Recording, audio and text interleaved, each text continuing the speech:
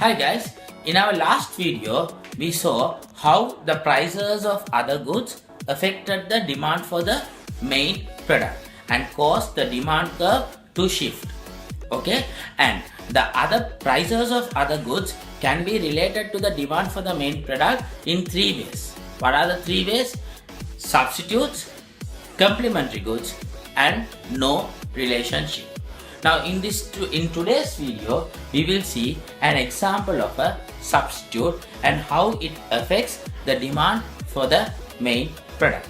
Now let's look. Substitutes are products that satisfy the same need. Example, tea and coffee. We have seen this example earlier as well. Now, why do you drink a tea? To get refreshed. Why do you drink coffee? To get refreshed. So tea and coffee are substitutes. Okay, so what did we learn in our last video? That prices of substitute products and demand for the main product are positively related. What do we mean by that? Now let's see an example. For example, Mr. Thomas sells tea. Mr. Thomas sells tea. So what's the main product? Tea. He identifies that when price of coffee increases from 10 to 15, quantity demand of coffee reduces from 100,000 kilograms to 80,000 kilograms. So this is the demand curve for coffee, and coffee is the substitute product, and when the price of coffee increases from 10 to 15, quantity demand of coffee reduces from 100,000 to 90,000. Okay, so 100,000 to 80,000. 100,000 to 80,000. Okay, so the demand for coffee reduces from 100,000 to 80,000. This in turn increases the demand for tea from 90,000 to 110,000 at the price of 8 rupees a kilo. So what does this mean? That the demand curve for tea, what is tea? Tea is the main product.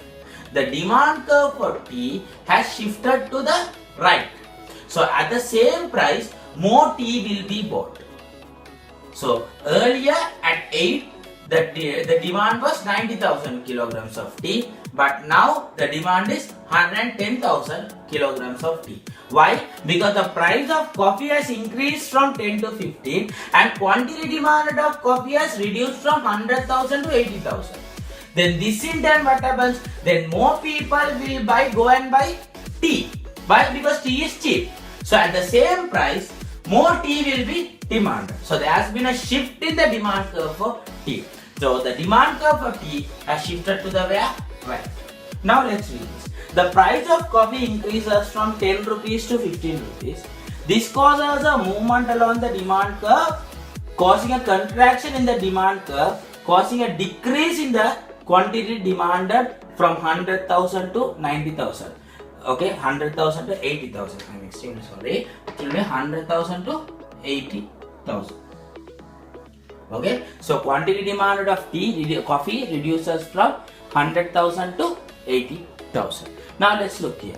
The demand for tea increases as more people will start to purchase tea instead of coffee. Hence, at the same price, more tea will be bought, causing a shift in the demand curve for tea to the right, increasing the demand for tea from 90,000 to 110,000. So in the case of coffee, the substitute product, there has been a movement along the demand curve, causing a reduction in the quantity demanded due to increase in price. And in the case of tea, there has been a change in demand, where there has been a shift in the demand curve to the right. Thank you very much.